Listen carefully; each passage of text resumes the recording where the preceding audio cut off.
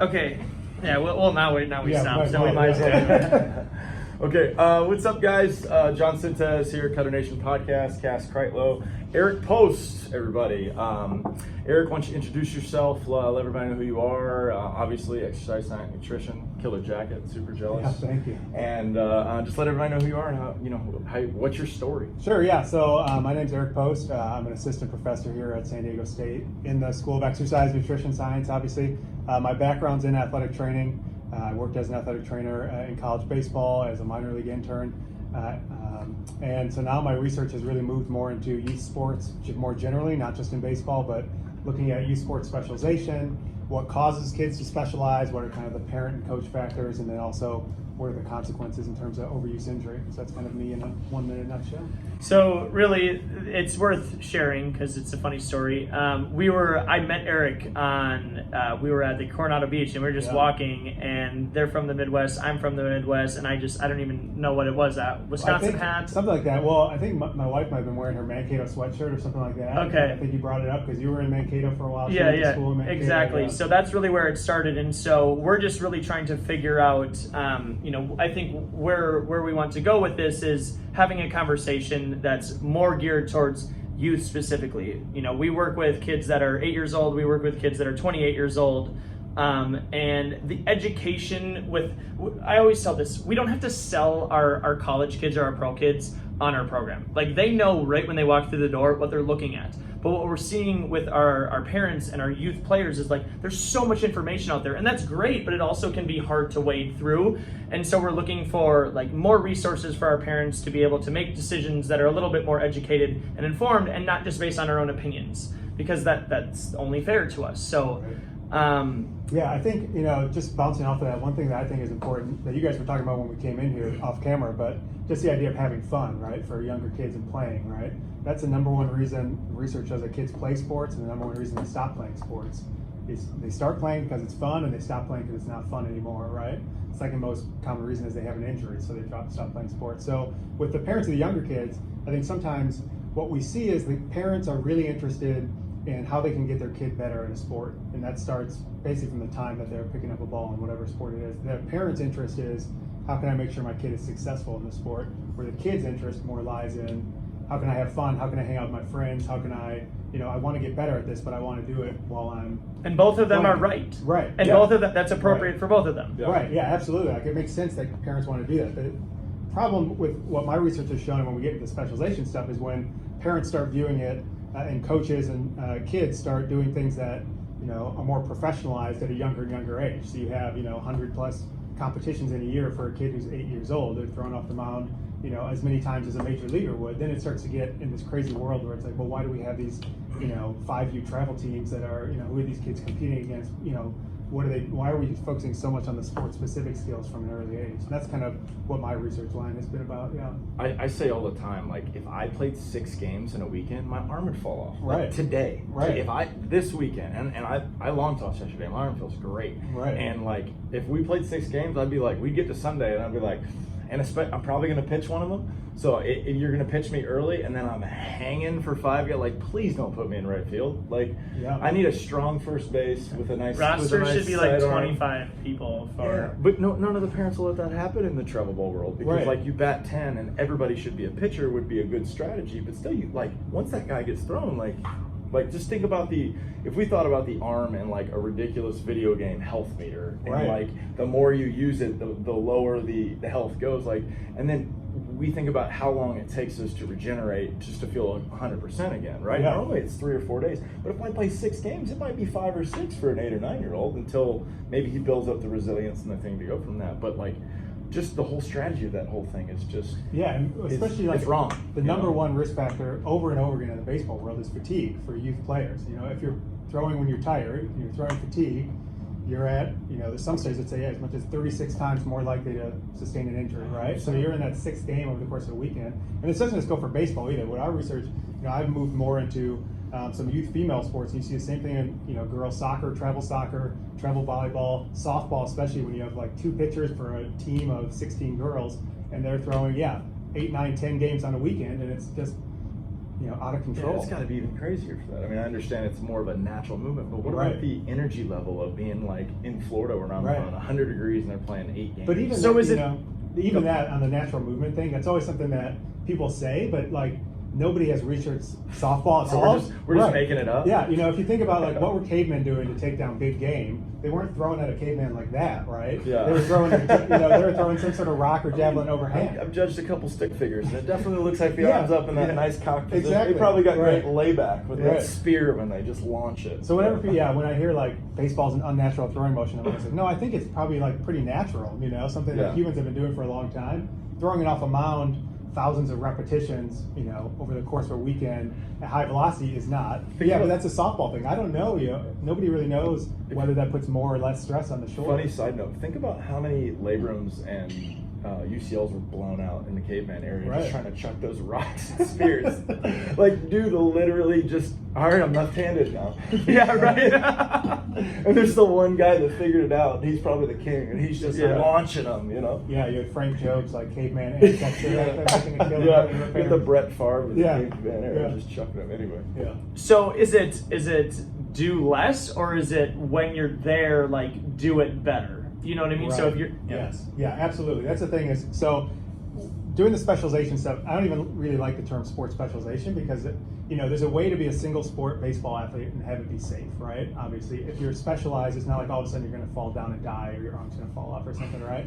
It's obviously but everything just to clarify. Exactly. I just want to make that clear to everybody. It's okay if your kid specializes. Everything is okay, right? But everything kind of exists on this continuum, right? You have to be in this sweet spot for all things, skill development, but also you need to have some sort of loading so that when you get into a game situation, right, you're not going to be putting yourself at risk for injury. There's been a lot of research that shows kind of that inverted U. So in terms of risk, the kids that do very little are at high risk, and the kids that do way too much are at high risk. But there's that nice middle ground, right? So it's not always about doing less.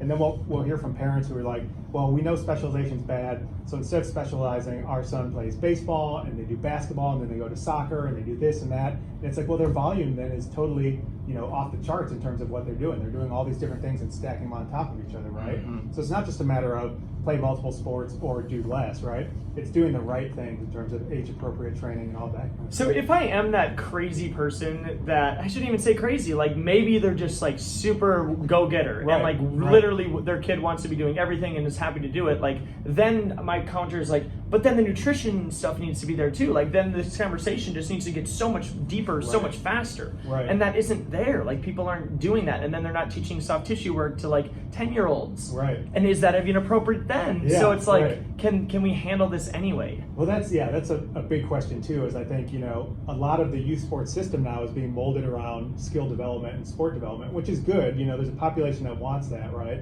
But the big question I always ask too is what happens to all the kids who just want kind of a fun environment without having to get so intense into sports and can't pay into, it's expensive to now we have, coaching and training and nutrition and all these things that we're going to provide to kids. That's expensive, right? And there's a segment of the population that want that, and that's totally fine, but there's a huge segment of the population that either wants it and can't afford it or doesn't want that type of experience, right? That's the people, right? Like that's everybody. Yeah. And big leaguers come out of there too. Right, absolutely. Yes. We talk about it all the time. We get ridiculed sometimes for 6, 7, 8-year-olds that come in and train with us, and that's the exact conversation that Dad gives. Well, I want him to enjoy baseball, so I want him to learn how to throw better and correctly. And then we explain the same thing, kind of what you're going. It's like, well, we believe that if we can teach you to throw better, not pitch, we don't even like using that P word. We just talk about throwing, right? Movement. Right. Yeah, if we can teach you to move and throw better, your baseball experience from 7 will be significantly different than someone who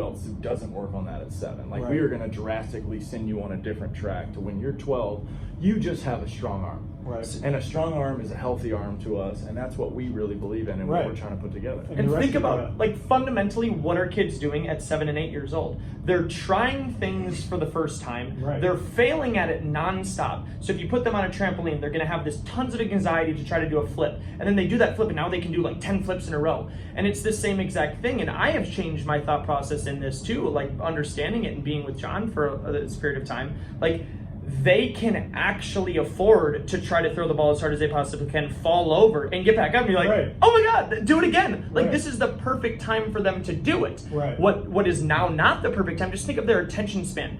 We're going to take a weekend right now, and we're going to play just 3 games, let's say conservative. That's a lot of time. Right. I remember the first time I went to a doubleheader as a college baseball player. Yeah. That felt like forever. Right. I could do that all day now. Right. Right. And it so, ruins your Saturday. so, for so, sure. so it, 14 innings at a ballpark is like, these are things I'm good. I get so jacked up because these are things that are just coming down to, like, these are appropriate for where they're at, and like, Right. it's so obvious on the surface if you just stay there, right? Right. Like, what's the low-hanging fruit? What is so obvious to us? And I just feel like a lot of people are missing it. So again, I'm Yeah. going to come back to, like, let's keep going. Like, what else? Like, how can we help these, like, whether it's baseball or softball, it doesn't matter. Like, yeah. Well, I think that the thing is, like, what you guys are doing is great. And, I think there's more training facilities like this popping up, and training sports specific, but that's still doing it in kind of a holistic way, and is trying to approach the sport from age development ways. I think, unfortunately, that's probably the exception at this point compared to what most people are doing in terms of Yes. youth sport coaching and lessons. lessons. Yeah, Right? we don't even. That's why we Lessons. don't even call it lessons. Right. We call it training. Like, Yeah. we want you to understand this. That's where the comprehensive word of training is Right. a better blanket for. But then, so the blame can be placed on, a lot of coaches maybe not having the resources or doing it this way, because it's more difficult to do things this way, right? It's easier to do things the way you were always taught to do them, easier to do things the way you were shown how to do them, right? But to think about it in a holistic way and try to come at it from a different approach is much more difficult. So I think that's why it's rare, but it's getting more popular, which is good. From the parent side, like, I totally understand the parent perspective. I think parents get a lot of blame, the crazy parents or whatever. Parents are all parents at the end of the day are just trying to do what's best for their kid. And right? they care. Right, absolutely, yeah. And they're trying to figure out, they don't know how to weigh this option versus this option. So, I And think we've talked about, like, there's no certification. Like, how should you know Right. that we know anything? Right. Yeah, absolutely. They just have to weigh, these coaches on their word in terms of this approach versus this approach. And so you get one coach who, pitched in the major leagues or pitched professionally, and all of a sudden that is its credential of its own in some ways, right? And that's going to go a lot further maybe with parents than, just approaching it from here's what. Like, I have a liberal arts. arts degree, and I have a kinesiology master's from whatever. You know what I Right, mean? Like, nobody exactly. cares about Right, that. yeah, Like, right. if I'm CSCS, like, the general parent doesn't care about that. Right. But as soon as I say that I played, affiliate baseball, it makes a difference to them. Yeah. And that sometimes, like, right, that sometimes that can mean something, right? Right. Like, his professional experience, like, I can't have that, Right. right? And he paid attention, like, immensely. That's Right. not everybody's experience, you know what I Right. mean? So, we know this, so. Yeah, Just kinda yeah. But preaching that's to the choir the a thing, little right? No, but that's, I think, an important thing for parents is, and what my research is looking at now is, where do parents get their information? Who are the people they listen to? Who are they most likely to be influenced by? We haven't, we're just in the beginning stage of that project, but my guess is it's going to be more of kind of the celebrity athlete coaches as opposed to any sort of official resources or statements put out by medical organizations or baseball organizations or whatever that might be. Yeah. And there's another aspect that I believe in, and that's what drives me to still throw. I'm 33 and I'm low 90s. Like, it's just, I'm doing it still. Right. Like, and so, like, a lot of the time we'll be working with a group of kids and doing stuff, and he'll tell them, hey, jump in and show them, just do it. Because a lot of the kids are mimics to what they say. I mean, I grew up Yes. watching Greg Maddox pitch and Griffey Right. swing the bat and Chipper Jones and the way they played the game, and Right. they did all this stuff. And I would do that, you know what I Right. mean? And so, like, I think that our training system is not age specific for time frames, because we love it when we have a 9 or 10-year-old watching a high school kid doing some drills and he's throwing 90 miles an hour and all the kids are like, whoa. And I stand by this statement. It keeps happening all the time. We keep having kids do this, but I think that anybody in the world can throw 90 miles an hour. It's not if, it's when. Mm-hmm. And so if you don't worry about the time frame to get there and you give yourself the best chance, and you can take the safest route. Right? Yeah. And that's the caveat, though, is there's people not, like, it's easy to miss that part. Like, oh, I should be able to throw 90 by next March, Right. next April. And then there's a time pressure of, a childhood and a parent, and they feel like, well, I need to get my kid on this team by this time or else. Because this tryout is this day. Yeah, Right, that yeah, recruiting's absolutely. happening earlier and earlier, and, Right. and I think with what's happening with the internet and the sharing of information and the message that we're trying to push, and we have some very successful 14 and 15-year-olds who've been with us for 2 years, like Right. 2.5 years, some of them. That's the longest that I've been doing this here in San Diego, and great. Their arm doesn't hurt. They throw really hard. They understand what they're doing. They also understand what they feel and how they communicate it with us. And the openness of them and they 100% believe that we are behind them 100%, no matter what happens. If you go out and give up 14 home runs in a row and you walk the yard, we're going to come back and go, okay, what'd you do? We know you've done better than this before. Let's not panic and start changing things. Let's figure out what you weren't doing. Because last week, you struck out 9 in a row. So what's the difference in 1 week there? Like, was it, there's external factors that go in. It's not because your coach said you didn't throw first pitch strikes. That's not a real thing. And you were mentally not there. Well, I think that's gets back to what we're talking about, is that it's that contrast between taking the long-term athletic development, which is the ultimate goal, for all these kids, is to develop long-term into athletes that continue to pitch. Maybe it's not in organized baseball, but they continue to play and participate in sports and be active throughout their lifespan, versus the short-term demands of, I need my kid to be on this team, I want to make this team by this day, next month, something happened in my last outing, whatever that might be. It's trying to balance those two things. And I think right now the youth sports system really focuses on the short term in terms of, across sports, what can we do to make you as good for this competition as possible, Otherwise you wouldn't have 6-year-olds competing. What's the point of a 6-year-old competition, My kid's not going to play T-ball. It's just not going to happen. Exactly, What's the point of it? Yeah, what are we doing? Yeah, exactly. But, you don't have that unless the focus is really on competition, and trying to basically mimic what's happening in professional or college or high school sports, You want to have those kids because they play games at that level, so we're going to have competitions at this level. So it's that balance between that and the long-term view of, what's going to be best for you 2 years from now, as opposed to your outcome this weekend or whatever that might be. And every good coach that we're talking to has some version of this. Kyle Wagner, we did a podcast with him. He's a coach out on the East Coast, talked about playing the long game. He had some different great analogies for it. I think that's the exciting thing in the baseball world. I've been out of it for a little bit, but it seems like there's been a culture shift or culture shifting that's happening towards more of this type of, I think, younger coaches coming up, and that are pushing these development centers or gyms or whatever that are really focusing more on long-term athletic development. Oh, I think a lot of them have to do with a similar story with me. They got hurt, they figured it out, and when you get hurt drastically, like Tommy John or like me breaking my elbow, there's a whole learning curve of you really have to look at yourself and be I was doing something wrong. That's a great point. This would not have happened if I was throwing correctly. And the people that don't do that and then have TJ again, it's well, how did you just make the same mistake? Well, because people before just accepted the fact that they were hurt and they couldn't do anything about it. And we just have enough information that suggests that if you try hard enough, there's a really good chance you can change your outcomes and whatever. And you said you're not big into the baseball world, but right now there's a big, I would say almost 2 schools of thought right now, in America at least. Not the international is a completely different thing. But there is a short arm and a long arm action situation going on right now where you're really kind of tight and short and you want to keep it tight so your arm moves fast. And then kind of what we talk about, which is a longer arm, looser type of a throw. And comments out the world. I threw a ball 114 yards yesterday. Arm feels fine. I also threw for an hour and a half. It wasn't just... it's one of our pro guys we're throwing with. We're building up. It's a volume thing. We're doing. We're being smart about it. We're not just going out there and doing stupid things, And the debate of what is right and wrong when really it doesn't matter. What's the goal? I think the comfortableness of being able to throw, be confident, and know it's not going to hurt. Which is introduced, I think, when we add coaches to the game. If we play. When I played tennis ball, baseball every day after, in the summer when I was growing up. And then when I played baseball itself, it almost didn't seem as fun because you had to bunt.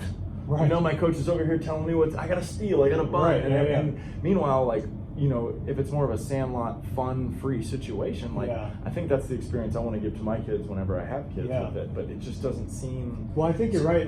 Part of the thing is what we've seen in terms of unorganized sport activities play, you're talking about, the number of hours that kids report spending in unorganized activity has gone way down, obviously, Everything now is organized, it's under the supervision of a coach or a referee or something like that, And so I think you're right, what you're speaking to is, the current generation of pitchers has gotten injured at a rate, higher than ever before, as far as we can tell. Who knows what the actual rates were back in the 50s, 60s, and before, because those guys might have just dropped out of baseball. But, it seems like the Tommy John rates were increasing to rise, early 2000s through, late 2000s at rates that hadn't happened before. So I think you're right. As those pitchers transition out of baseball, right, they're going to have this totally new experience of what pitching was like for them, right, and what they had to go through, and so they'll bring a different view to that. And I think the other thing too is that coaches of this generation, right, grew up in a more organized sport world, or they were kind of on the edge of having an unorganized childhood and then highly organized as they were getting into adolescence, right? And so now with the current youth sports system is so organized, I think there'll be pushback against that, right? Yeah. As there's more parents, in our generation that have more of that unorganized experience. So these are the three things that keep jumping into my head because I'm pretty sure I've been talking to so many people and listening to so many things. I think it was Randy Sullivan talking about three different things: environment, task, and athlete. Yes, it was, because I clarified with him. So my argument, and I think this is the cleanest way I've ever said it, is my argument is that everybody's focusing on the athlete and developing the athlete, when if they would just worry about the environment and the task, those are actually lower hanging fruit. It's a lot easier to have a positive impact on those things with very little knowledge of the game of baseball. Right. Because anybody can be an aunt or an uncle, right? They can go into that mode of I'm going to make this super fun for them, and I'm going to make this something that they're going to remember this. Yeah. And I knew that I wasn't doing that in the past, and I was seeing that, right? Going back to, that's what we were talking about right at the beginning of this, is that is everything. And then trust comes through that. So now we have kids that are comfortable with us, that enjoy coming there. They look forward to our sessions, and we're developing them. So most of the time, development doesn't look like that. Right? And so even if you're not developing at the rate that we are, you're still going to be developing at a better rate because the environment is such a big thing. We continue to say it over and over and over again. And then the task, how simple can you make the task? The task cannot be get your arm in this place while your glove side is in this place and then explode. That's just not how kids work, right? So the task is hey, our podcast with Lance Wheeler, he talked about this.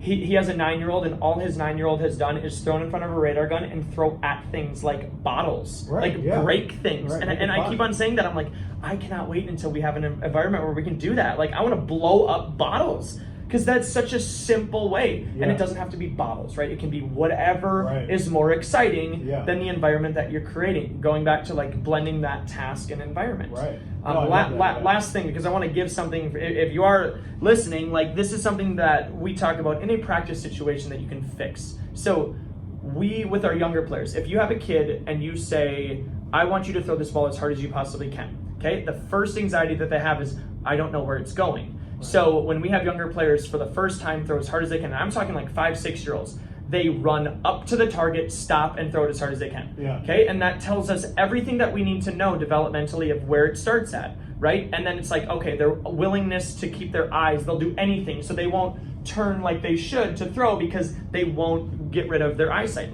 That's fundamental to being a kid. If you're 5 years old and you can't see what's around you, life isn't going to be very fun for you. You're going to get hurt all the time.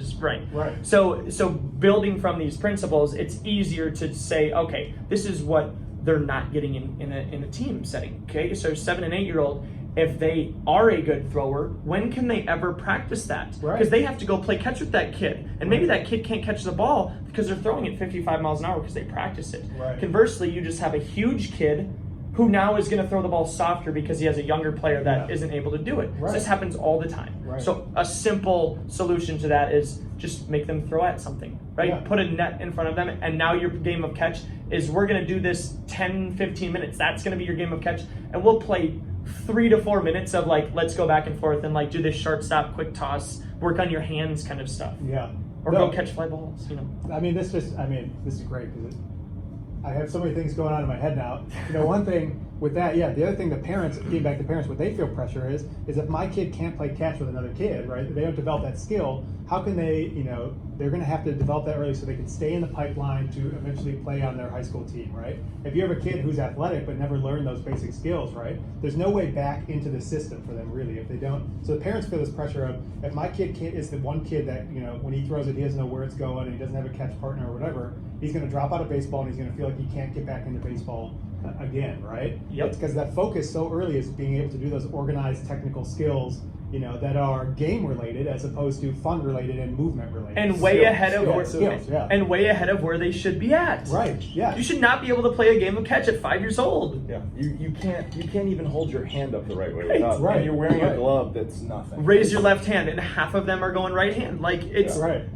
just not appropriate yet. Yeah, so I love that. And the other thing I like too is the environment task that brought to mind. Canada has done a really good job with long-term athletic development as it relates to hockey, because obviously they're trying to, continue to be dominant in that Those world. Canucks. That's right. Yeah. So what they did, they put out a video. You can find it on YouTube. I can dig it up. But they, what they did is they showed what it's like for kids to play on a regulation-sized hockey rink.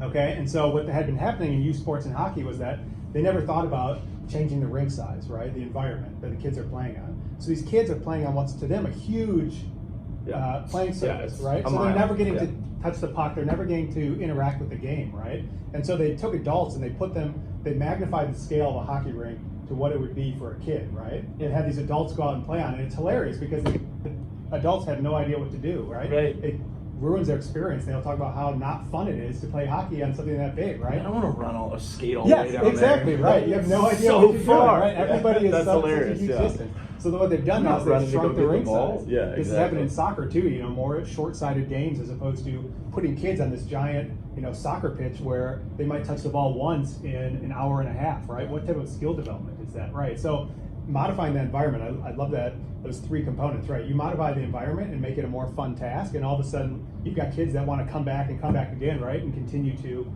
develop, but they don't know. It's not, it doesn't happen in a game right away either, right? Right. We see the video that parents sent us, and they forget to do some of the things that they practice because the anxiety just is through the roof, right? So the environment is not appropriate for where they're at yet, and so they freak out and they do things that just aren't, and that's okay. That's fine, right? It's okay, right? Yeah, absolutely. We actually have. He saw me do it, and it's something that, like, when we first started working together, that, like, he didn't put together, but I was like, I just feel like people are too hard on kids for missing, right? And so he saw there's an 8-year-old doing all these drills. Don't put this on me. I do not. No, it's just like the first day. I've always said kids, we're way too hard on kids. I know. They're so much smarter than we give them credit for. I'm not trying to throw you under No the bus. way. I'm not throwing you under the bus. Okay, go ahead. Keep going. What I'm saying is, like, you watched what I said, and you were talking about, well, what about his motion? What about this and that? I said, all I care about him at 8 is how fast he can throw it in the box. And what I will admit to is he does an impeccable job of letting things go by. Where my eye sees 7 things going on that could be more efficient, and I have a hard time figuring out, like, how am I going to let those go? Right. And that's and this is my profession. Like, that's hard for me. Well, that's a natural impulse, I mean, because I want to help. Right. Yeah. That's a natural kind of pitching coach impulse, right? Is to, like, let's tweak this, tweak that, tweak this, tweak that, as opposed to, I think now more the kind of modern thought is more hands off and more at these fundamental skill levels as opposed to on the, like, let's move this, let's make sure we're not in this position or whatever that, the position of the year is that everybody's talking about will cost Tommy John. Right? Yeah, so we take that environment and we add, like, distance, right? And we have a level up game and some other things, and I say, okay, you have to shuffle and throw this ball in this box, and if it's 42 or lower, it doesn't count. And most of the time it is lower because they always slow down to aim the ball and push it. Completely changes the arm mechanic to what we're trying to have them feel, and it actually hurts. It's worse, right?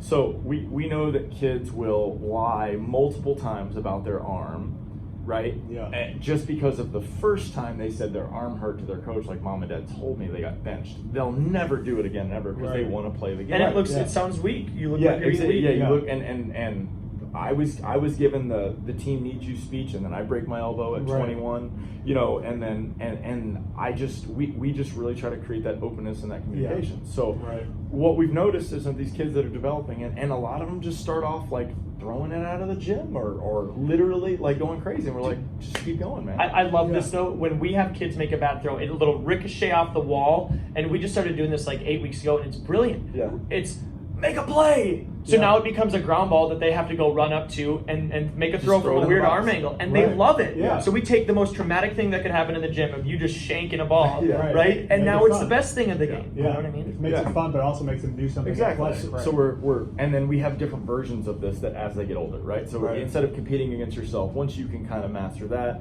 if we get somebody else around your age, now you guys are going to go back and forth. And it's the first 1 to 3 strikes, and then we're going to make it harder and move it back and go from there. And then we'll get maybe a bunch of kids, and we'll go, okay, the first 1 to 10. Right. No elimination, or we'll have a tournament and they go through it and stuff. And now we're teaching the competition and the focus, because, like you said, most of the time when they become uncomfortable and they become anxious, they lean on the old pattern of throwing, which we know is the problem. right? And so we can point at to like, no, instead of going down and then following the rules we talk about, we saw you swing up, kind of hesitate, panic, and then push it, and then it died. You know, Right. it was in line, but it just didn't have the same thing. So Right. we have to explain, well, when there was no game 5 minutes ago, and I was sitting back there as a catcher, and you were ripping 50s right at me, why did you change that thought process? Yeah. What happened there, right? Right. And it turns into the same thing in the game, you know? And Right. everybody thinks that that side of competition is good, but if you listen to the best that have ever done anything, it's like, it's almost like they're playing against themselves. Like, Right. it doesn't even matter who Michael Jordan was going up against. He Right. was competing against himself Right. to score To be as the many best. points Right. and to be as efficient as possible. Right. He literally, in his Hall of Fame speech, says he does not remember the people who guarded him. Because they asked him. That's such a who is- salty Hall of Fame speech. I know, right? Like, you see the other day say Steph Curry's not a Hall of Famer. I was like, Yeah. oh my God, Yeah. this guy is unbelievable. I love him. Yeah. Exactly. You know what I mean? But that's just how he thought. Like, Yeah. he just thought that it was just him versus the mountain. It Yeah. did not matter who else was climbing it with Right. him. You know? Yeah. No, absolutely. Like, and what I hear there too is, again, it's a focus on the unorganized games, right? They have a purpose. It's not, they're not meaningless, but you allow them to do something in a novel way that is going to increase their enjoyment, right? Increase their athletic ability, increase their skill, but not, it doesn't, the only way to get better at being a pitcher is not pitching off the mound, right? There's other ways that you can get better at that skill than doing what for so long was thought of the only way to get better at it is to do it, right? 10,000 times and throw off the mound and, become an expert at it. But I think what you guys are doing, what a lot of folks are starting to do, the new norm is to try to find new ways to, like you said, modify the environment, modify the tasks, right? Make it fun, make it a task that is trying to accomplish this skill development, but not necessarily, it's something that's going to eventually translate into in-game skill, right? But the foundation is things that are not necessarily replicating one for one what happens in the sport. From your perspective, is that a fair way? I mean, I'm taking something that Randy just said this. So Randy Sullivan, do you know who that is? Randy Sullivan is the Florida Pretty Baseball name, Rams yeah. guy. So he has a PT background, and so there would be. So he's speaking from that side of things. I think it's priority though. Like, I think it is environment is the most important thing. I think the task is the next important thing, and then the athlete. Yeah. Like, I think that's the thing, and I think the order of that is, I feel like I'm making that claim, is what I'm saying. Am I crazy to say it that way? I don't think so. Like I said, getting back to it, all the research shows that number one reason kids play sports is because it's fun, right? Number one reason they drop out because it's not fun anymore, right? So you create an environment that's welcoming, that's fun, that's open to them, expressing their movement, even when the movement results in bad outcomes, it's still welcoming for them. That's when does that a huge change? part of the ballgame. Well, if you look at like athlete development models, what a lot of that research shows is that really up through puberty, so early adolescence, really the focus is on unorganized play, skill development, sampling different movements, right, and trying to create this broad base of movement skills broadly, right? So throwing would be one of those movement skills, but also just being able to, move around athletically, right? And then as you start to get into that kind of 11, 12, 13 years old, then you start to narrow down, right, more into more sport-specific, skill-specific, so pitching off a mound, those type of things. The precision game is what Kyle said. Yeah, right, yeah. So you start to boil down to that, and then by the time they're 15, 16, 17, that's really when it's time to narrow down into, if they want to do just focus on baseball, then they're narrowing down just really sport specific. They're still keeping that broad movement skills, but that's when the time is really to ramp up the type of, the actual skills they're going to have to perform in a game, right? I've never thought of it that way, but that just sounds like the exact way to describe when someone stops having fun.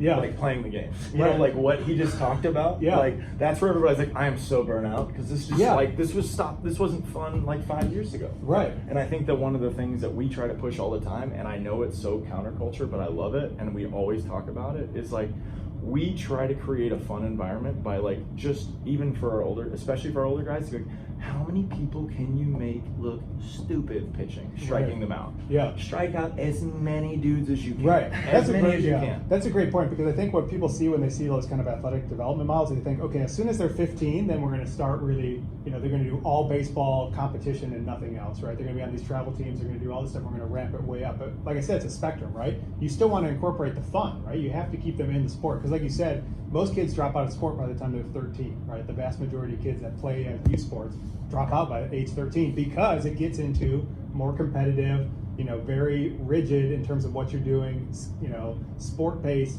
sport-specific skill practice, as opposed to fun practices, as opposed to things that are going to get you outside of your comfort zone, as opposed to thinking about things in different ways than just, am I hitting the strike zone or whatever that might be. Yeah, absolutely. So that's that's the balance, right? Is that, yes, all athletes are eventually going to narrow down, right, and choose their given sport and get more sport-specific as they age, but you don't want to lose that other component of having fun, right? At the end of the day, that's still the reason kids are going to play or are going to drop out, is because they're having fun or not having fun anymore. If they get to their high school team and all of a sudden they have a pitching coach that's picking apart every little thing they're doing, right, and they're just pitching a ton of volume without doing anything else that's more fun for them, they're not going to be, unless they're really internally motivated, they're going to lose a lot of that external motivation or external environment that keeps them playing. Are you seeing like this in other sports? John was talking about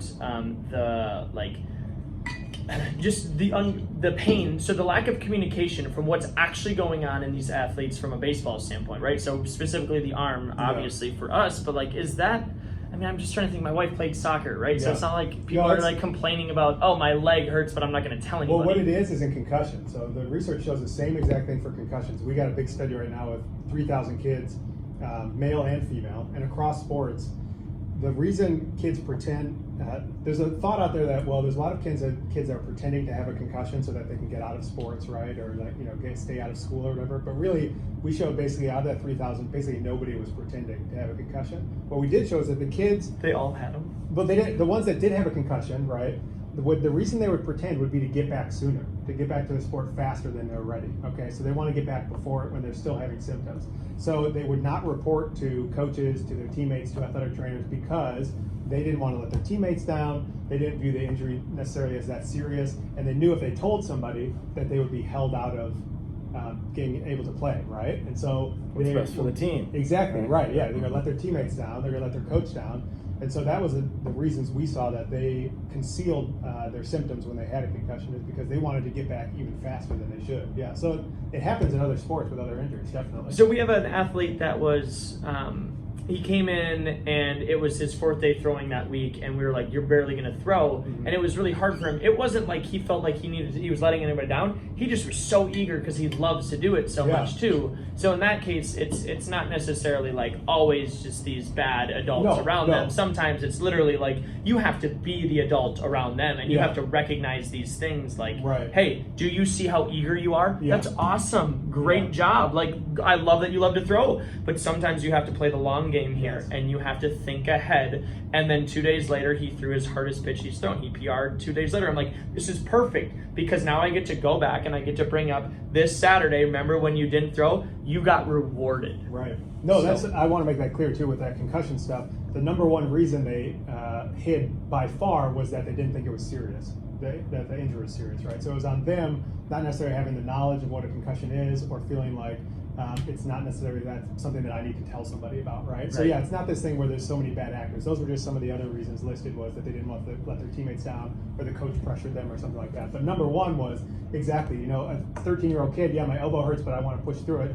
If you think about a 13-year-old boy, right, they have no long-term thoughts, essentially, right? They live in the moment, at that moment. If they can't pitch today, it's the end of the world. If they can't throw today, it's the end of the world that day, right? They don't think about what's going to happen 2 days from now. Thursday doesn't exist to them, right?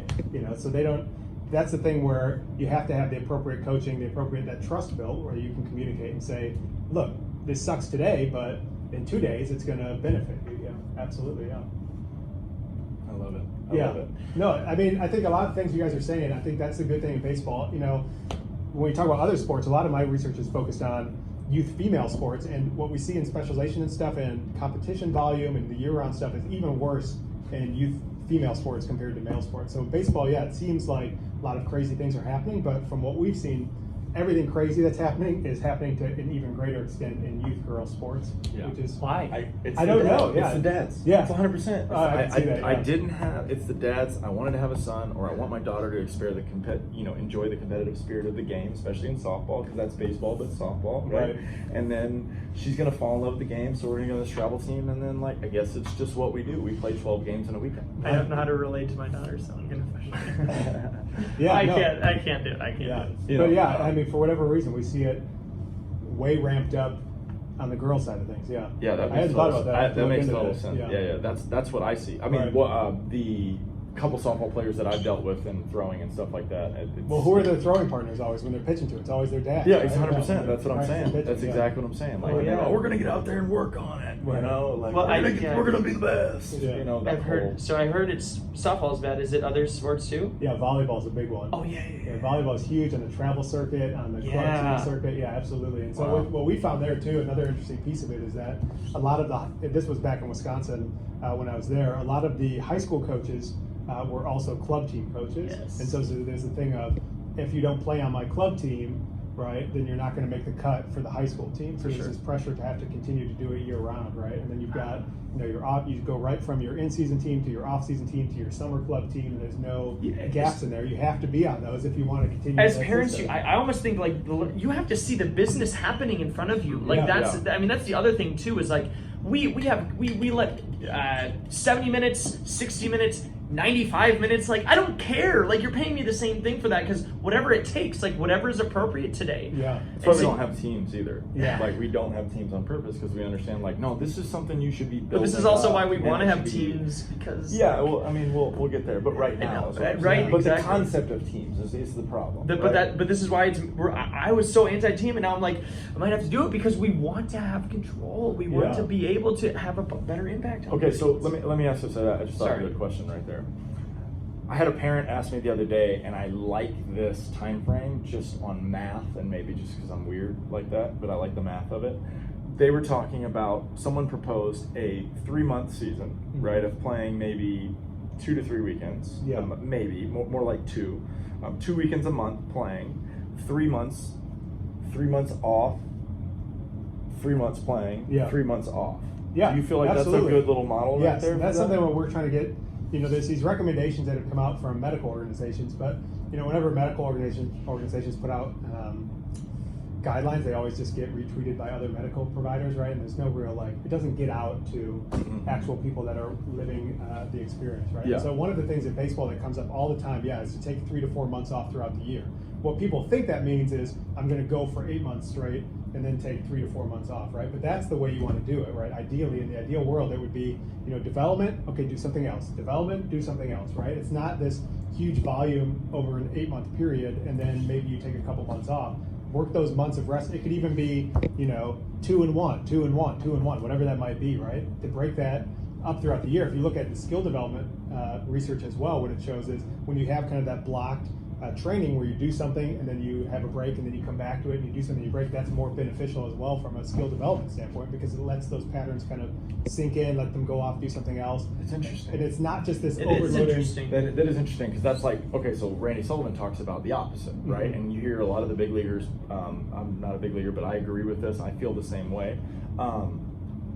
And I think it's just the concept of what off-season means. Yeah. Right? Really, I think if we change it to competition, no competition, Yeah. competition, no competition, Right. that's a better way to look at Yeah, it, right? right. Because the continuation of the, the strength training, the throwing, the mobility, as you add these pieces to these athletes as they go to stuff, right? I Right. think that down period to work on those skills to become better at the skill of throwing, right? Yeah. And we see that with a lot of our guys. So you're saying go away from competition. You're saying go away from the sport. No, So- well, not necessarily. Yeah, I think That's on what I an wanted to individual clarify. basis. Yeah, I don't know Yeah, what- absolutely. So the recommendations say, get away from that organized sport for 3 to 4 months. Okay, but in their mind, what that means is stop competing in that sport, right?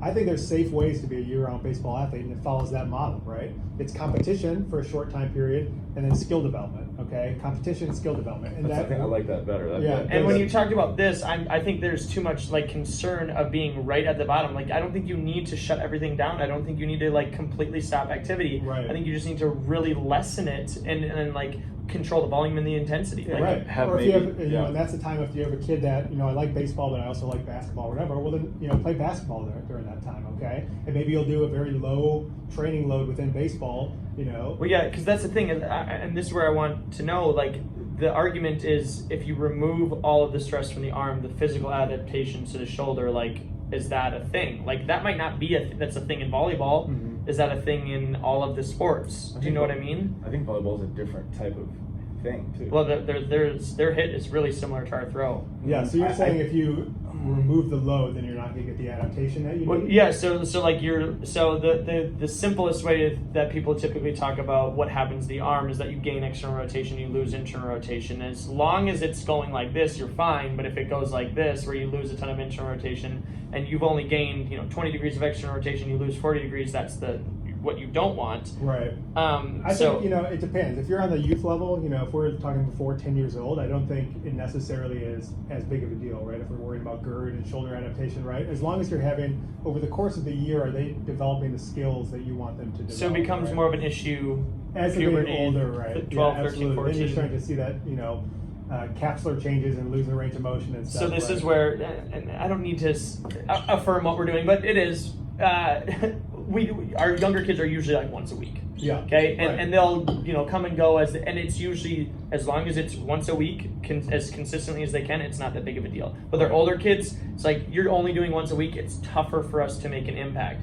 So that's where it becomes more important that they're the older 13, 14, 15. They're starting to learn how to program their body and like follow some sort of plan, some sort of vague plan that they can like lean on to manage their own arm. Yeah. Right. And just. Yeah, and so I'm thinking out loud here. The yearly schedule looks a lot different depending on the age of the athlete, their goals, and whatever that might be, right? It all has to be, that part of the equation is going to be maybe the most individualized part, right? Because it's going to depend. If you have a kid that's like, I want to play baseball because I have fun playing baseball, I want to hang out with my friends, but I love basketball, that's what I really want to do is play basketball, right? Well, then their baseball stuff is going to be kind of secondary to whatever they're doing within basketball, right? And so when you get them on that low period, they might be doing very little baseball activities during that low period, right? But then you ramp them back up into baseball. When you look as they get into high school and they have to kind of specialize and maybe choose a sport by the end of high school if they're trying to continue on and play in college or something like that, that's when I think you need to be really worried about, so we have this up period of competition and then skill development, and maybe we're going to have a couple months of a rest period or two, right? What do we want them to still be doing during that rest period? I would not advocate for, I have to be careful with this because if a parent hears you say, well, I wouldn't advocate for total rest, then they're like, okay, it's great that my kid is playing year round, right? There's a balance there, right? But everything is on this spectrum, on this continuum. So you ramp down during those down periods. It doesn't mean you do nothing, right? But you ramp dramatically down what you're doing in terms of your specific, baseball specific training, while those other activities are taking its place. Maybe they still are playing football, so they're going to be quarterback in the fall, right? And then they're coming in and training with you, but at a very limited amount, just to kind of maintain adaptations, maintain skill, right? And exactly, and if we have a quarterback that's like, great, you are doing all that you need to do, you know what I mean? And that's the obvious one, but like, what are you doing? Somebody might be like, I'm done throwing, and let's make sure, like, okay, so that was very clarifying for the younger players. It's less important if you do it perfect, just like most of the parents that I know when they're blowing it out. Yeah. But with the older kids, if you were going to take time off,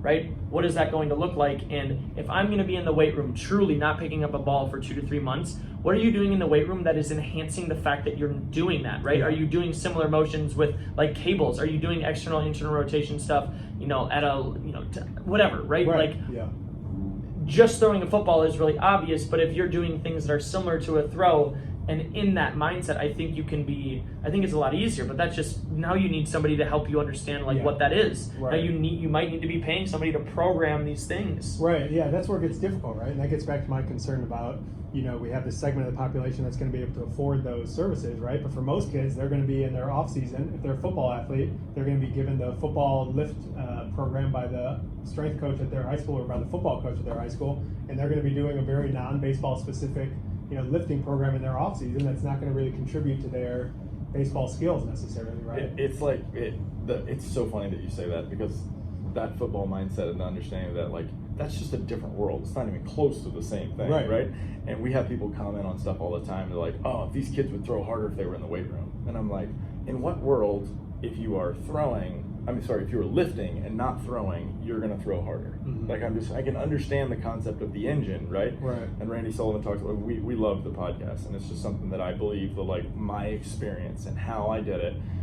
If I lifted and I didn't throw, when I would throw, it just felt terrible. Yeah. Right. And I feel like I would lose the skill of the comfortability of the arm of what I'm doing. Right. But after I break my arm and I'm trying to figure everything out, I made sure that I threw through that entire process, and I feel like I was able to make significant And lift. Right? Yeah. Make significant gains in both, in overall body control, power, as well as throwing skill. Right. And so that concept is pretty much the basis of the whole thing of what happened, as well as some of the other things that we talk about with the follow through with deceleration patterns that we just don't hear a lot of people talking about. Yeah. So I think the older the athlete gets, right? I think you look at when injuries happen in baseball, right? They happen in spring training, right? And people who have not done the things they need to do in the offseason or not maintained the conditioning or the adaptation that they need to maintain, right? Active rest, I think, is something that the older the athlete gets, the more important being smart about active rest is, right? Obviously, you want to limit your volume throughout the year so you don't have, a 17-year-old who's throwing 250 competitive innings or something in a year, right? Mm-hmm. But they can still be participating to a large extent in baseball skills activities, things that can contribute to their baseball skill development throughout the year, right? Without having to be on the mound 50, 60 times, right? From the mound in a given year, right? But you also don't want to, it's that U-shaped curve again, right? You don't want to think, and you don't want to do too little. So when you have that time to rest, right, you want to make sure it's not just a full rest, but an active rest, right, as you get to those higher levels, right? So being smart about, you can totally ramp down your competition pitching volume, right, while still maintaining your arm strength in different ways. Yeah. In different ways. Yeah, I mean, and that was the number one thing for me for what I felt. I felt like I lost everything. I lost the power. He was an anti-long toss guy. He was a 120-foot guy, and like I was long tossing all the time because we had like 14 pitchers and we played like 4 games. But that's exactly what he's saying. Is like that's the whole point. Is that it was this pattern of like I was doing something really well the whole entire time. Right? No, I agree. And then shutting it down. Exactly. But I think that's the thing. It's not a simple conversation, right? Yeah. It used to be a simple conversation of you're either pitching or you're resting, right? We have on and off, and those are the two switches, right? What a lot of stuff now with the new, training implements, whether it's long toss, weighted balls, whatever that be, it's great because it creates this kind of slider, right? Where it's like, okay, we're not on the on switch in terms of our competition schedule, right? But we need to maintain and continue to develop our skills, so we're not going to go on the total off switch either, unless we're, somebody who is, again, on the younger side and is playing multiple sports and is going to go focus on this other sport at this time, right? If you're somebody that now you're a baseball athlete, right, you don't want to be just have two modes that you switch between, right? I'm going to pitch off the mound or I'm going to do nothing, right? It's going to be, okay, I'm in my competition schedule, so my arm care is going to be more kind of maintenance and preventative, and then in my off season, I'm going to dial that down, right, and work more on the more not necessarily competition-specific skills in terms of pitching off a mound, but more of the... We call it building up the arm. Yeah, exactly. Right. You're going to move back yes. into that world, right? And so you may slide that way down to start with, just right after the end of your season, right, to have a little bit of that more complete rest, but then you want to slide that up gradually back towards the eventual goal of pitching off the mound, right? We should create a slide. I was just going to say, like, it's such an easy visual for us to, like, and this is just helping us. We've heard it from so many people that I would feel fairly confident saying, like, typically if your kid's 12 to 13 years old, like, we can start becoming more serious about this. Like, we should be making sure that you're not just picking this ball up once a week when you see us. Like, that can't happen. Right. But if you're 8 years old and that's what you're doing, like, it's okay. Like, it's probably your body can handle that. Yeah, I think the younger kids that the younger the kid is, the most important, this is always the most important question, right, is are you enjoying this, right? But with an 8-year-old, really that's the whole ball game, right? Are you having fun, right? Are you going to come back next week? Are you having fun doing this? The older you get, then you start to roll in different goals, right? In terms of what is your competition schedule? What are your competition goals? What do your other sports look like that you do throughout the year? How can we make sure that on an individual basis, right? How can we make sure that you are going to achieve what your ultimate goals are beyond just enjoying playing baseball? Yeah. Yeah, so that was basically just my question is like I didn't feel like there was an exact like I like the idea of what you said on off, like I just heard you reference it and my point was like I feel like your expertise and your observation and everything you've done with the studying and of the whole process is a big answer for me personally, because I feel like I can point to that specific point in time and be like, I did not throw for 6 weeks, and then I came back and it was terrible. Right. You know what I mean? Yeah. And like I was told to not throw, and then when I put that next to the college schedule on the college athlete, there's a break of sometimes 6, sometimes 2.5 weeks, right, where they just on their own. And a lot of coaches say, go home. And it's a huge issue, right? It's like you go home for Christmas, you come back in January, and what's happened in that intervening time, right? And that's how it used to be in the minor leagues, too. It's at the end of the season, here's your throwing program. see you in spring training, right? And so it's no wonder that spring training rolls around and guys have been doing whatever in the off season, and all of a sudden they get on a mound and you start to have issues, and the injuries spike in March, right? February, March. Yeah, absolutely. Okay. So, but you can think, if you just think, what was my pitching volume when you were going in summer ball, right? It was somewhere over here. What is the coach telling you to do? Well, it's on the complete opposite end of that. It's zero, right? Obviously, there's a lot of things in between that, Exactly, right? exactly. And I just blindly, I was told, scouts don't like your arm action. We need to shorten it up, and but we also don't want you to throw too much because you've been throwing for. He told me you've been throwing for 3 years. That's what he told me, and I thought that because he was on the school of limited bullets and all of these things that now that I just don't believe. Like I'm getting more and more experimental with my arm as I'm getting older, and like it just feels better and better. Yeah. And that's the only thing that I want to really convey to some of these parents and kids is like, if I don't throw, I don't feel good. Yeah. And my arm just hasn't hurt. Yeah. Well, that's the good thing too with like the younger coaches that I think is that and it's not just an age thing, right? It's just a mindset thing. But I think there's more and more coaching now that is like, what is the evidence behind that, thing that coaches have always said, the limited bullets? I don't know. It's just something we say, right? You only have so many bullets in your arm, but is there any evidence behind that? I don't know. I think coaches more and more now are be willing to say, I don't know. I think that might be BS. From my experience, that feels like that's not true. It's like the Moneyball thing, looking for guys that are selling jeans or whatever, right? That look a certain way. Well, why do we want to look for? Is there any evidence behind that? I think that's what, from my experience with the baseball world, coaches are doing a better job of now. More and more, there's more people that are willing to say, step outside the conventional wisdom and think, okay, just because a pitching coach has always said that, is that necessarily true, right? Well, and what's the evidence supporting it's fantastic. It's just the problem that I see is just that it's coming from the top, and you're saying these things, and I totally agree with you. Right. But it's happening at Major League Baseball. It's happening in the college level, and a little bit at the high school level, and it's just not getting back to like the younger players, which you're focusing on the most. Yeah, no, that's what we see over and over again. Not a baseball thing, but all sports. It's what is done is basically a replication of what happens in college and high school, or in college and professional sports, right? And that's what is replicated at the youth level, even if it's not appropriate, right? I think there are people in each sport industry who are trying to push it towards what is happening, what you guys are describing in terms of this long-term athletic development model, right?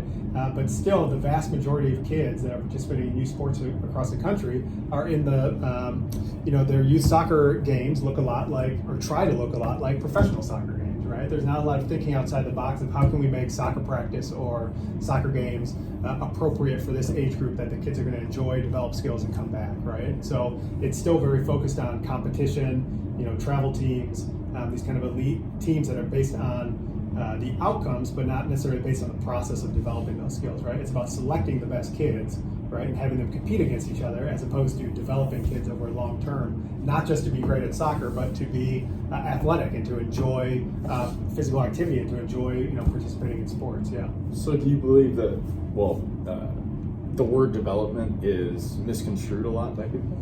I think what parents are looking for, and it gets back to parents just wanting to do the best for their kid, right? What they think of development is getting good at that sport, in a short time frame, right? Developing the skills to be the best kid on the 8U team, right? That's development, right?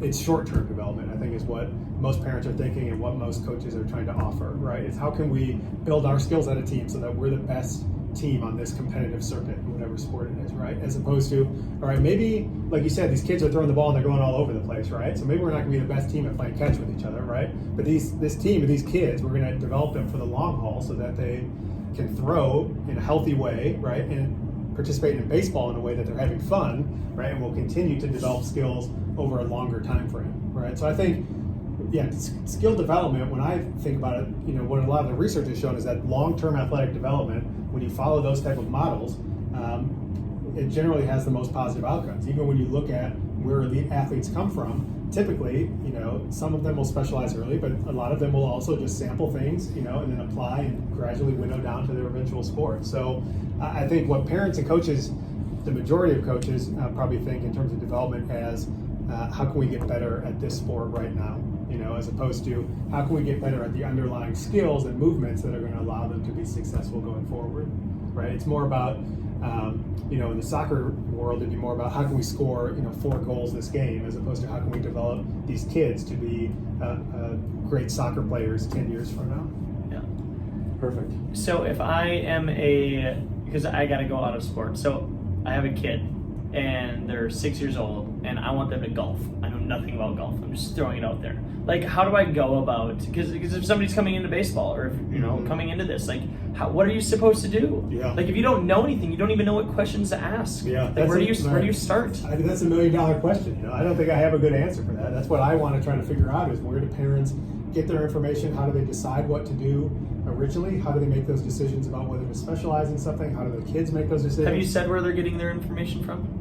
I don't know. That's what we're trying to set out to find. Yeah, my guess is that it's mostly from local coach sources that are former athletes. And right? you said like celebrity coach, but that'd be my guess. I don't know if that's. I would say it's more peer. Yeah, right. And that's the other thing too. It's peer to peer. It's normally like, hey, our kids play Johnny's together. doing this. Yeah, do you want to come play baseball with us? Yeah, Like, that's a what huge I see. component of it is keeping Yeah. up with the Joneses, right? It's like, well, they're doing this, and so am I going to be the parent that has their kid do this weird other, development training thing instead of getting them on this 8U travel team? Then I'll be the one that's left out, from Johnny's peer group or whatever it is. We got a parent that had his son's. He told us that his son's a hockey player. I was like, oh, okay. Baseball's just kind of what he does in the side. Whatever, bro. Let's help him out. Let's teach him how to throw better. Yeah, I get it. I agree with you on that. Yeah, I think that's a big part of it too. Is the social peer-to-peer, component. Is I see my peers doing this with their kids. I don't want to see like, I don't want to do the wrong thing for my kid, so I'll get in this system as well. And that's where the money plays in too. Is because I've talked with a lot of parents. I've heard this multiple times. Because we'll ask them how much they've spent on sport in the previous year, and it's the first time that they've sat down and calculated it all out, and they're all basically like, "Oh my God, what are we doing? What have I done?" Right? Yeah. But then when they say, they're like, "Well, the thing is, I pay this a little bit at a time, right? We pay for this and this and this, and so if I knew how much going into it."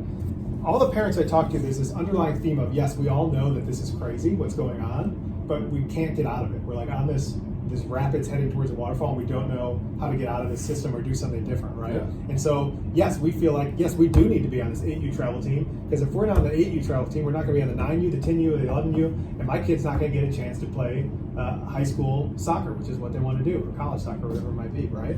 And so they're going to shell out the money to keep doing this and keep doing it, and they understand on a emotional level or on a intellectual level that this is kind of crazy and out of hand and different than my sport experience when I was a kid, but on an emotional level they feel like I don't want to let my kid down. I want to do what's best for them, and this is what everybody else is doing. So how do you buck out of that trend when the youth sports system in America right now is set up as kind of this very competitive from an early age system? How do you get out of that? Business. Yes, right. It's a huge business. Exactly. It's $15 billion. Yeah. Wow. In youth sports. So it's just like, it's a huge moneymaker. That's ridiculous. Yeah. I've never heard that excited. number. Well, and that's like, we go back to I think that's why we're trying to do it differently. Yeah. And both of our experiences were drastically different, but also very similar. There are a lot of times that I say something or he says something, and I'm like, yeah, I remember that too. And Right. Well, let me ask you that then. How do you convince parents, because it's interesting for me, how do you convince parents to do something different as opposed to joining the 8U elite select premier squad? We talked to them. I just explained I think my injury, I don't think I know anything at all about the body or the arm if I don't break my arm, because I just didn't get information that I literally had doctors that were telling me the wrong thing, and I had physical therapists in the family and people that were describing the feelings of like Tommy John, and they were like, yeah, normally when you Tommy John, it swells up for like 3 or 4 days, this is the ligament, just like your ankle would, and then you lose mobility, get super stiff, right? Well, I break it, there's a snap, and then the next day there's no swelling, and I can still move it, but it's kind of stiff, but it feels different, like on the bottom side, they're saying it should be on the inside, and I'm like, that doesn't even make sense. Like, it just didn't process to me. So me sharing my experience with that, and then we have a couple of drills or techniques and stuff that we can prove things to people based on it's like on the body. we're trying to get them to be like skeptical, be aware of what you're listening to, and then like the biggest buy-in is just going, like educating them on what we know, but then also like we get kids better. So that's the easiest, the most obvious one is like. But we'd also do a good job presenting evidence of other big league guys like Justin Verlander, like all these. But how do we sell them? Like we have to show them that we're good, and that's the thing. So there has to be an establishment of like that we can develop people, and so what other people rely on is, do I win? Yeah. And so like we're convincing people the people that we have gotten better, they'll talk about us all day long, and sometimes like for no good reason. literally, right? And so like that is it, because our college players know right away, right? So it is a harder thing, because I want it to be because I know things. I want it to be because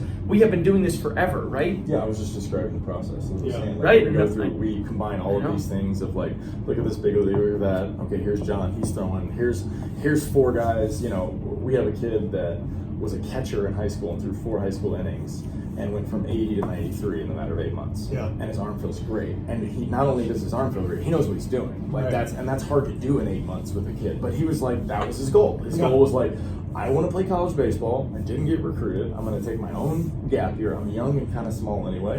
Let's see what happens. Right. And he bet on himself, and he put himself in the best position. Yeah. All I'm saying is you need to have, right, you're showing some sort of outcome, right, of what you can Yeah, provide. because all I'm saying is like it took me 3-4 months to like really buy into what John was saying. Yeah. Like I had to cross-reference a lot of what he said. Yeah. You know, I wasn't just gonna listen to him, and like maybe some people just like believe you, but like that shouldn't be why. What you say is not always the reason why we are having success. And I'm just saying, like, this is the thing all the time, right? This is all the time. This is everybody. Yeah. Well, yeah, I mean, it's a tough thing, right? Because what you have to do is, it's going to be a certain segment of parents that are already, you know, skeptical and willing to listen to evidence and listen to and look at different outcomes, right? As opposed to just the winning component, right? What some surveys I've done of parents has shown is that they really believe that specializing in a single sport from an early age and doing just that sport is the best route for skill development. That's what overwhelming amount of parents believe, right? And so you have to there's going to be a lot of parents that, since so many parents hold that belief, they're going to tend towards getting their kids into competition as early as possible, right? And so you have to show them outcomes, show them evidence, whatever that is, to try to change their mind. But if that's the prevailing belief among you sport parents across sports, it's tough to try to swim against that and say, we can do athletic development in a different way, right? We can do this in a way that's not necessarily... Don't play a game for 2 years, right? And I bet your kid will be the best player on his team when he comes back. And that's a hard sell, right? Parents, when the entire other system that they look at is all based around playing games, right? Competing from an early age, how do you get them to buy into that? That's super interesting, right? That's exactly what we're just... It's not happened quite yet. Yeah, it's not quite, but we do have a couple of them that are doing it. You know, like we got like I said, we have another 15-year-old who's been with me for 2 years, and he's a catcher. Well, and Jake Sargent. That's no, I'm talking about. I know. James. I'm saying like everybody knows about Jake Sargent. We had a kid take his own gap year after high school, didn't play. This guy was, but the other guy is a 15-year-old, right? And then he's always been on the top end, and his dad's like. He just asked me straight up one day because he just happened to be in a velo class that I was doing before where I'm at now, and he was like, he's a military guy and he looks at it differently, and he goes, the 5 skills that everybody talks about in baseball, you know, running, throwing, hitting, power, you know, and catching, right? How important are those? And I was like, well, if you can't catch, you can't play the field. If you can't throw, you can't play the field. If you can't hit, you're not in the lineup. Right. If you can't run, you're out. Right? And I said, so if it were me and I'm developing a kid, I'm going to teach him the game we're going to watch the game. We're going to watch it, he's going to play it every once in a while, and then I'm just going to make him the strongest, the fastest, the most coordinated, the best arm, and the guy who can hit the ball the best. Right. And you just don't need to play games to do that. It's just not efficient. And for me, it turns into a math problem, right? We have these kids playing 3 games in a weekend, especially younger kids. They'll get 3 at-bats in 3 games, that's 9 at-bats. If you were to take that exact same thing and just put it into a simulation where like that took 2 days to get 9 at-bats. Right. Why don't we just get 9 at-bats in an hour? Yeah, right. And just increase the frequency of Absolutely. and then create the competition completely separate to what the game is. Yeah. And now we're skill developing at an astronomical rate because you're facing someone who's now in a wiffle ball situation where I'm going to strike you out. That's what's going to happen. And if I don't and you hit a bomb, awesome. Yeah. Right? And now it's fun again because you're competing against another person. Yeah. I'm playing one-on-one basketball with you. Right. And you and I are the only ones. But then like relays and cuts, bro. Well, once again, if you can't throw and you can't catch, and the whole point is, and this is what I always tell people about the bunting thing. I can teach every 15-year-old in America how to bunt. Like, I can't teach them all the other things. So, like, these are the it's not that hard to catch the ball. It's not that hard to, like, learn how to do the cutoffs. It takes a 15-year-old 2 to 3 weeks to learn most of those skills if I just, like, wanted to do that. Right? 3-week boot camp, 16-year-old, it's like a bar mitzvah. Like, just, like, every 16-year-old, like, you're just going to learn how to catch it now. Like, and it would be just fine. Look at Max Kepler for the Twins. Like, didn't play baseball until he was like 17 years old. Lorenzo Kane, not until he was a junior in Yeah, high school, did he play yep. organized baseball. Like, I'm from that area, so Yeah. I know exactly. I played against him. develop those skills, right? Yeah. I love that. Identify the underlying skills, develop those By the way, skills. he was an absolute monster up until high school. By the way, like he smoked baseballs and he pitched, so he played. Yeah. Like he played didn't play baseball. organized. No, he played travel ball. Like that's kind of the thing in there. Lorenzo Kane? But he played little league and a little bit of travel ball, and then went to football. That's what happened. And then he got gotcha. hurt. He got hurt, and then he just started playing baseball again at like junior year. That's what happened. Exposed. I have to say, Yeah. I saw that on the Petco Park scoreboard. So whoever threw that fact out on the scoreboard. But if you look at it, you look at He organized said he didn't play school, organized organized softball, so I'll put that organized in the- school sports. Yeah. Like Florida's different, man. I'm Yeah. from the area. Like you play football, you play, and that's back to your point earlier when I said you play football, you play basketball, and you play baseball. Well, if you didn't take any time off for your first 6 months of your thing, and then you go to baseball, of course you're gonna have an arm injury because Right. you got no legs because you Yeah. haven't built them up because you're on the football field, running around, getting concussions, Right. and you're on the basketball field, Right. running back and forth, getting dunked on. Post practice, got another concussion. Yeah. Yeah. So Running your ball. yeah. Either way, it doesn't. I love Lorenzo though. Yeah. I saw him hit baseballs very, very far against our team. He better win the Gold Glove this year. It's the only thing I'm holding on to as a Brewers fan Yeah. after a disappointing playoffs. I remember our coach That's all like I've got. saying that. Our coach was like, "This guy started playing junior in high school, and then he hit a ball over the scoreboard at TCC." And I was like, "I don't think it matters." Like, he hit it really far. Yeah, Like, but that's, it gets back to like what parents believe is necessary versus what's actually necessary, right? There's a lot of routes to becoming elite at a sport, right? There's not just one pathway that works, right? Yeah. There's multiple pathways that end up allowing you to be successful at a high level. And so what can we do to encourage the pathways that are going to be the best for their enjoyment, the best for their physical health, and the best for their physical skill development, right? wait, say that again. What are the three? So their enjoyment, their physical health, right, and then physical skill development, Physical right? skill Be able to develop their skills. So skill development, health, and enjoyment's number one, right? have fun, feel good, throw hard. Yeah, that's the thing, There it is. right? And that's what. And if everybody takes that approach, I think youth sports would be a little bit different. But it's swimming against the current, right? Because parents want to They want play. they want They to want prove to something. compete. That's what it is. Yes. They want the trophy, they want the ring, they want Yeah. the T-shirt, the hat, whatever it Right. is. Right? There has to be Right. some form of. And now what you've got is all these companies, like in the Midwest, they're, if you've been to Wisconsin Dells, I don't know if you, but, they now have built all these indoor domes where year round they're hosting indoor volleyball, wrestling, baseball, basketball, all these different indoor tournaments that now, who cares if Wisconsin's cold in the wintertime? We can do this year round, charge kids, charge family $50 a pop, come on in. We've It's- got our own concession stand, we've got our own merchandise, we can, Yeah. rake in the money. There was one of It's those- actually really dumb that it's not more common. Yeah. Seriously, like It's the a people huge- in they the make so people much in, mo- yeah. the people in the Twin Cities that are not doing it, I'm just like, you guys have no idea. It's a huge moneymaker. Yeah, in Mankato, they're building one of these right on campus, Yes, it right? should- And it's they going to be should- run through the university so that they can, bring them in through their campus rec department, but host these youth They tournaments. should and be make a ton of money. everywhere, but and hopefully the right people are in control of it and managing. It's such a moneymaker, It's like, Yeah. what is the incentive there? That's where I get frustrated, is that you have a lot of sports medicine people that are like, we just need to get this information out, that specialization, this high volume stuff is bad for your health. That's not going to do anything, right? The incentive for these club organizations that build these indoor facilities is to make as much money as possible. It's a business, right? Yeah. I can't fault them for that, right? They want to make as much money as possible. How do you do that?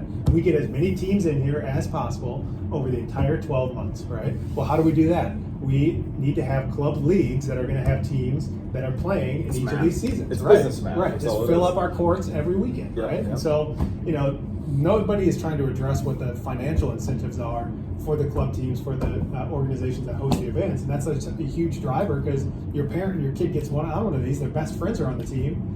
Well, why am I not going and doing this when my friends are doing it and I want to do this? Yeah. Yep, there it is.